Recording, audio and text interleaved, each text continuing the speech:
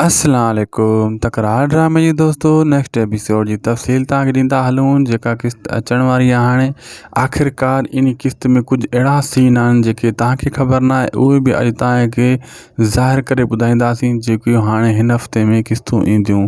छा जेकियूं हिन हफ़्ते में किस्तूं ईंदियूं इहे ड्रामे जो सफ़ा आख़िरी किस्तूं आहिनि। ड्रामो ज़हर ज़िंदगी ते ख़त्म थी वेंदो या वरी इन खां पोइ वरी को ॿियो असद कुरैशी जो ड्रामो स्टार्ट कयो वेंदो। छा नेक्स्ट एपिसोड जेका हाणे ईंदी इन खां पोइ घणियूं किस्तूं ईंदियूं, सॼी तफ़सील ॿुधायूं था तव्हांखे दोस्तों इन नंढड़े वीडियो में। पहिरियां खे पूरो ॾिसो जीअं तव्हांखे सॼी कहाणी सम्झ में अचे ऐं थी सघे त शायदि खुसो व्लॉग यूट्यूब चैनल के ज़रूरु सब्सक्राइब कंदा।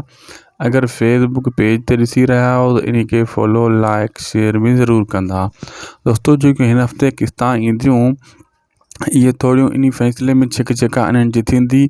बहरहाल ड्रामो हाणे सफ़ा वेझो वञी पुॻो आहे आख़िरी किस्तनि जी। ठीकु आहे न दोस्तों, हाणे खुटण जे वेझो वञी पुॻो आहे, लेकिन इहो कुझु जेसीं ताईं कमाल खे सटको न ईंदो ऐं कमाल ख़ान वरी ॻोठ वारनि खे सटको न कढंदो ऐं रबनि जे हथां वही पूरो न थींदो ऐं रिस गफ़ार ख़ान हिकु पासे न हटंदो, बसि उन खां पोइ ई ड्रामो एंड थी वेंदो। बहरहाल हाणे अन क़रीब आहे इन ड्रामे खां पोइ दोस्तों जेको आहे ज़हर ज़िंदगी ड्रामे खां पोइ असद कुरैशी जो प्रोग्राम हली चुको आहे हिकिड़ो, तव्हां ॾिठो हूंदो।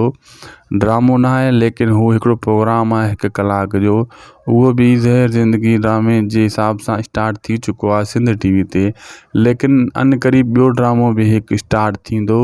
जीअं ज़हर ज़िंदगी ख़त्म थींदो उन खां पोइ कुझु अरसे खां बाद में हिकु ॿियो ड्रामो स्टार्ट कयो वेंदो सिंध टीवी ते।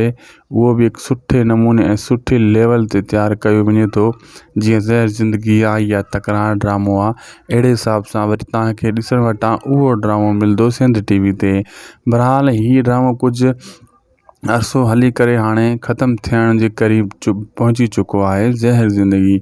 बहरहाल तव्हां नेक्स्ट हफ़्ते वारियूं किस्तां ॾिसंदो तव्हांखे सॼी मालूमात ॾींदा वेंदासीं। ख़ुदा हाफ़िज़।